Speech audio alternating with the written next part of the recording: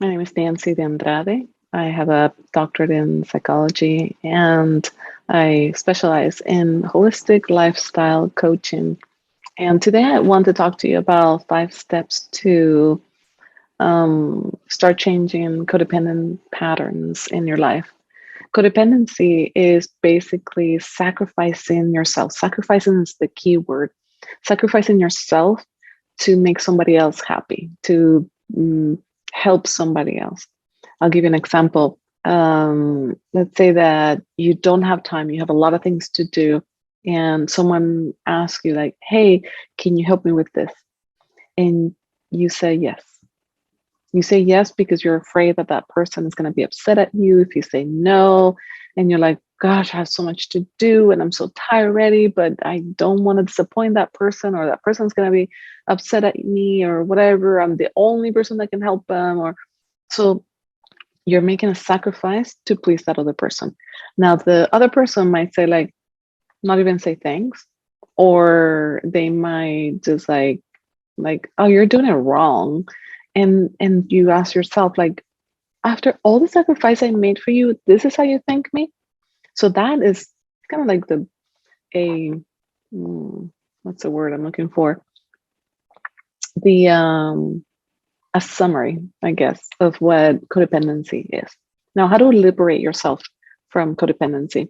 So the first step, there's 5 steps that I would say are a good start. The first step is tolerate distress.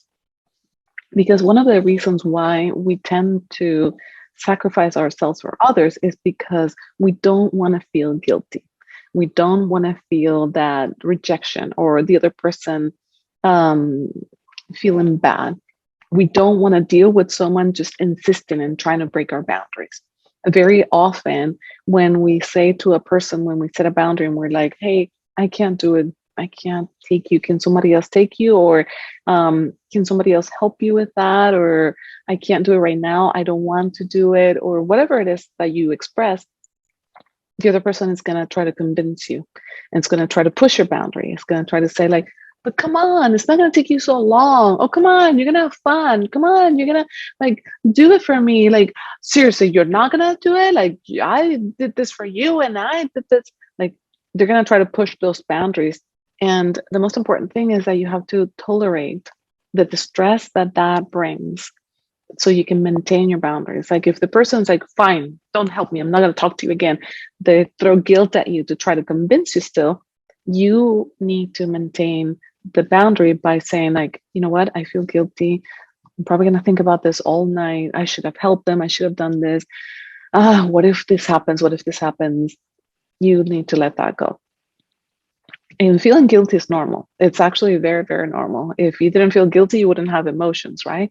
But staying in the guilt, it's not good. It's not good for you. It's not good for anybody. The other person might be like, yeah, I figure it out, and it's result. And you were like killing yourself with the guilt.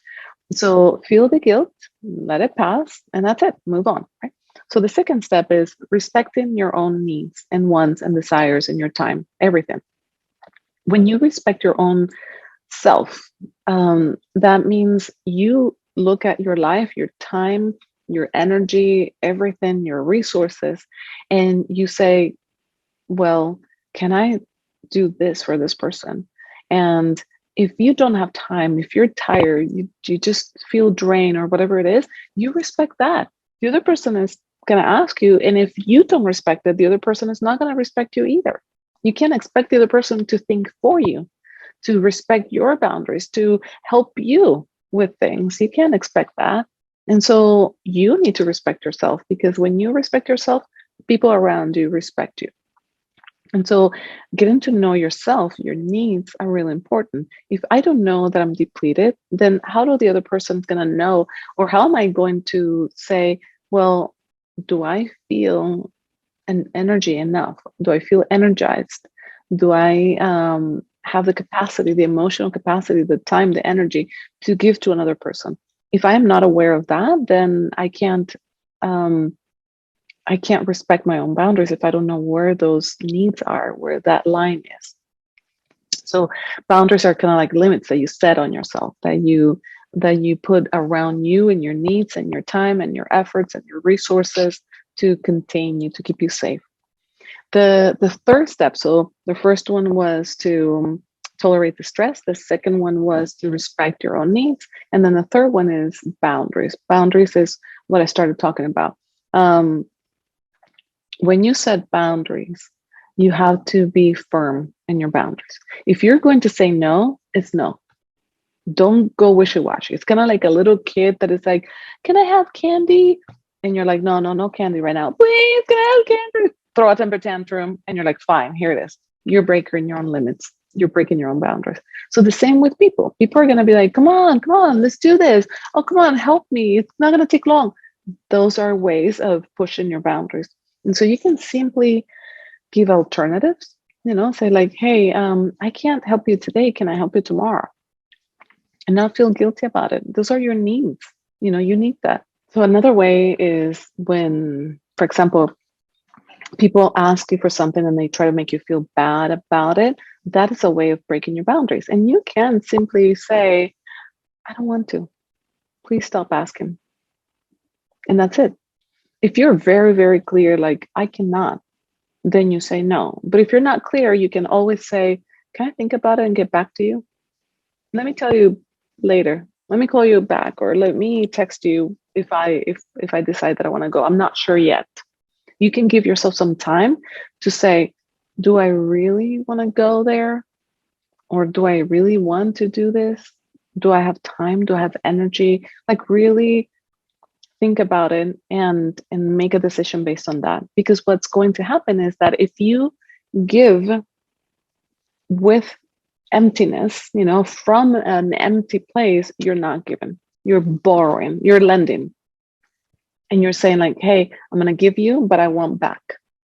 You're saying, you should at least thank me for all the sacrifice that I made. Or if the person doesn't even thank you, you could say like, oh my gosh, after all the sacrifice I made for you, this is how you repay me? Repay me. Then that's not really giving. That's not really doing something because you want to do it. That's doing something because you feel depleted, or you feel obligated, or you're trying to please them, becoming a people pleaser. So getting to know yourself, it means that you really set your boundaries from that place of like, no, I really don't have energy to go. Or, you know what? I do want to go. I do want to do that. I think I'm gonna be okay. If that person doesn't thank me, it's okay. I wanted to do it in the first place. So it's giving from your heart, not from emptiness. Now, the fourth one is know yourself. Get to know yourself. If you've been running yourself down to the ground every day and you're not recognizing that you are depleted, that you are drained, and someone comes in and asks you for something and you don't know because you haven't checked with you haven't realized like, wow, I'm grumpy right now. I haven't eaten, or I haven't exercised. I haven't taken care of myself. I haven't had time for me. But you go and give to someone else. You're not knowing yourself. You don't know where the boundaries are. You don't even know what your needs are. You don't know how to set a boundary. And so how are people going to respect your boundaries if you don't know you? If you don't know your own boundaries, your own needs. So really, really important is to get to know you. Know yourself so deeply that you can say, okay, this is what nurtures me. This is what brings me energy. This is what depletes me, and this is what drains me. Like, I know what comes in and what leaves, kind of like a bank account, Do you look at your bank account and you know what money comes in and what money leaves? Or do you ignore it completely and good luck and overdrawn? So the same with the energy and your needs and everything that you need for yourself. I think it's important that you get to know yourself so deeply. You know yourself. And the last piece, the last step is loving yourself. Once you get to know yourself, you love yourself. And loving yourself means that you don't feel guilty for wanting space, that you respect that you want to do something or don't want to do something. You love you and you respect you. No one is going to do that for you. You're going to do it for yourself. You're going to respect you. You're going to love you. You're going to accept you. And the more that you love you, the more you say, this is good for me. This is not good for me. This raises my energy. This makes me feel good. This doesn't make me feel good. I want to give to myself the gift of loving my process, loving where I'm at. And at times, I have to go through something that doesn't feel good to get to the other side. Okay, I'm doing it for me. I'm doing it for me, not to please somebody else, not to make another person happy, not to avoid guilt, but I'm doing it for me to grow, to love me, to be the best version of myself that I can be. So, in summary, simple steps to get you started away from codependency and into loving yourself are: one, tolerate distress; two, respect your own needs; three, set clear and firm boundaries; four, know yourself deeply; and five, love yourself. I hope you find this helpful. If you want more videos, don't forget to subscribe, and send me a message about how this works for you. Okay, talk to you soon.